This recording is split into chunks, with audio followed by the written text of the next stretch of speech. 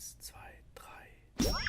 Wenn dir deine Welt zu klein ist, du auf andere Welten geil bist, dann brich zu anderen Sternen auf, steig auf den Schicksalsberg hinauf. Winter's coming, spür die Macht, fang Vampire in der Nacht, lern Klingonisch, hau den Zombie, Pratchett, Heinlein, Abercrombie. Träum den Androidentraum, verlier dich tief im Cyberraum. Bei 451 Papier verbrennt, wirf einen Blick ins Otherland. Hallo,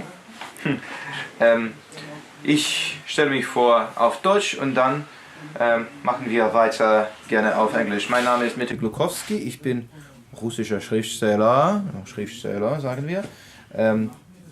Ich habe Metro 2033, 34 und jetzt 35 geschrieben und dafür bin ich relativ bekannt. Nicht hier. Also für Otherland Books, die liebste Buchhandlung, die mich hier nach Berlin eingeladen hat, mache ich eine kurze Werbung für meine Lieblingsbücher auf Englisch.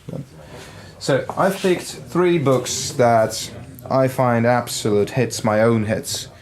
Starting with Red Bradbury Dandelion Vine, which is, to my taste, the best book of Bradbury.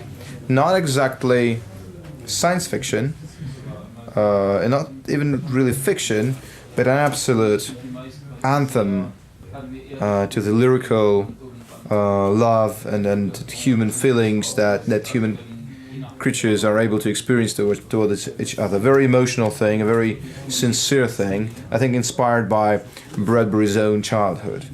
An absolute masterpiece. So I would take that one if I had to buy something from Otherland. Then I would go further to 1984 by George Orwell, which is the absolute classic of dystopian literature. Nothing, not even Bradbury's 451 Fahrenheit or other books known as dystopian, let alone the bullshit like Hunger Games or The Maze Runner and that crap, can be compared to this absolute total masterpiece.